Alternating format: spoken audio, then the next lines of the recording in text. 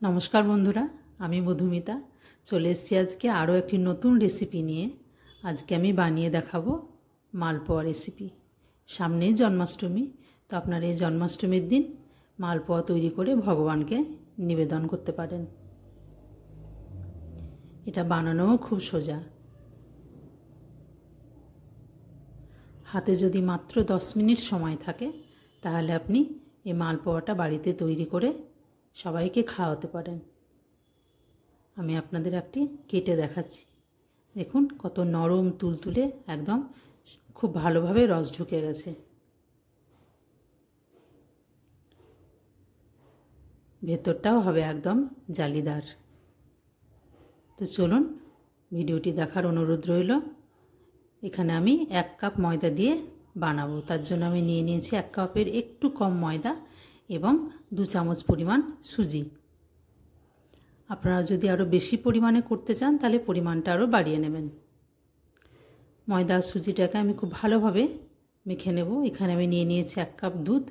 1 cup দুধ পুরোটাই আমার লেগে যাবে, তবে আমি একসঙ্গে সম্পূর্ণটা ঢেলে দেব না, একটু একটু করে দিয়ে মাখিয়ে নেব। এখানে আমি নিয়ে নিয়েছি 2 চামচ কনডেন্স মিল্ক। আপনাদের বাড়িতে যদি না থাকে তাহলে দেবেন না, ঘন করে দুধ 2 চামচ দিয়ে দেবেন, না হলে 10 টাকা দামের একটা মিল্ক পাউডারও দিতে পারেন।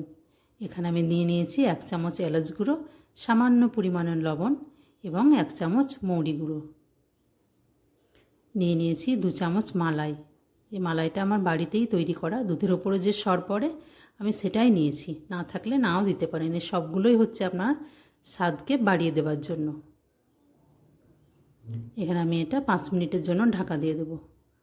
এদিকে আমি রসটা তৈরি করে নেব। নিয়ে নিয়েছি যে কাপের আমি ময়দা নিয়েছিলাম সেই কাপেরই 1 কাপ চিনি এবং সেই কাপেরই মেপে 1 কাপ আমি জল নিয়ে নিয়েছি। জলটা ফুটতে শুরু করে দিয়েছে। এখানে আমি দিয়ে দিয়েছি একটু স্যাফরন। স্যাফরনটা একটু কালার নিয়ে আসবে। দেখুন জলটা ফুটে গেছে। খুব চটচটে ঘন রসটা তৈরি করার দরকার নেই, 5 মিনিট ফুটলেই রসটা তৈরি হয়ে যাবে।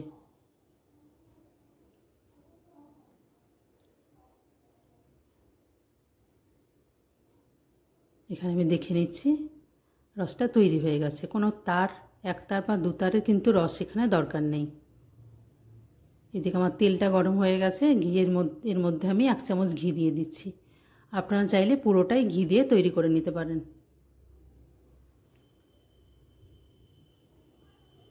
তেলটাকে খুব গরম করে নিতে হবে প্রথমে। ব্যাটারটা ঠিক এইরকম হবে, খুব মোটাও না আবার খুব পাতলাও হবে না। এখানে আমি একটা একটা করে মালপোয়া ভেজে নেব। আপনারা চাইলে একটা করে ভাজতে পারেন, কিন্তু আমার এখানে প্যানটা বড়, তো একসঙ্গে 2-3টে হয়ে যাবে।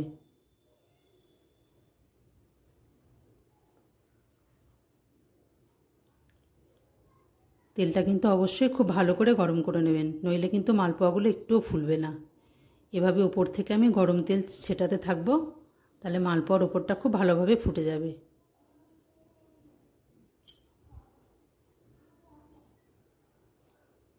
তেলটা ভালো করে গরম করে নেওয়ার পর আঁচটাকে একদম কম করে দিতে হবে এবং এখানে কোনো তাড়াহুড়ো করা যাবে না।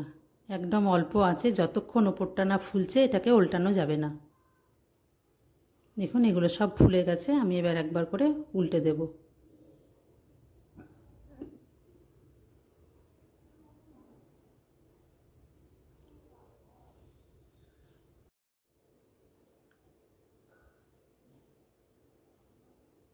দেখুন অনেকটাই লাল হয়ে গেছে।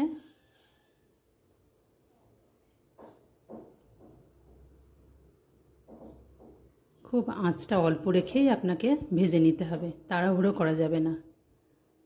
এখানে লাল হয়ে গেছে, আমি তুলে নিচ্ছি। রসটা কিন্তু একটু গরম থাকতে হবে। রসটা যদি ঠান্ডা হয়ে যায় তাহলে এটাকে আবার একটু গরম করে নিতে হবে।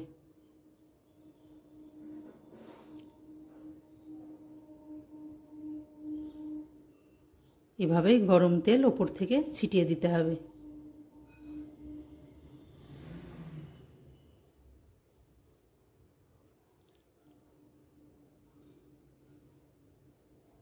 তেলটা ঠান্ডা হয়ে গেলে বারবার তেলটাকে প্রথমে গরম করে নিয়ে তারপরে মালপোয়াগুলো দিতে হবে।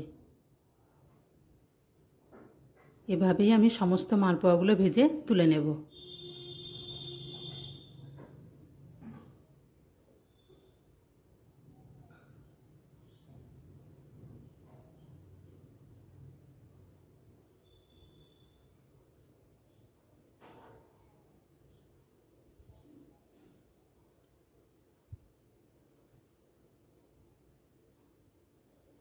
ওপরটা বারবার ফুলে যাবে ভালো করে, তারপর এটাকে উল্টাতে হবে। দেখুন এদিকে আমার সবগুলো প্রায় রস ঢুকে গেছে। মাত্র 5 থেকে 10 মিনিটের মধ্যে সব রসগুলো কিন্তু এখানে ঢুকে যাবে। নতুন নতুন রেসিপির সন্ধান পেতে আমার চ্যানেলটিকে সাবস্ক্রাইব করুন, লাইক করুন, কমেন্ট করুন এবং বেল বাটনটি প্রেস করে আমার পাশে থাকুন।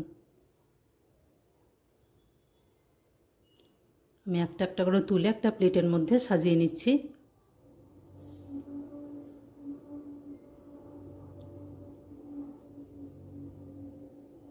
উপর থেকে একটু পেস্তা ছড়িয়ে আমি এটা পরিবেশন করেছি।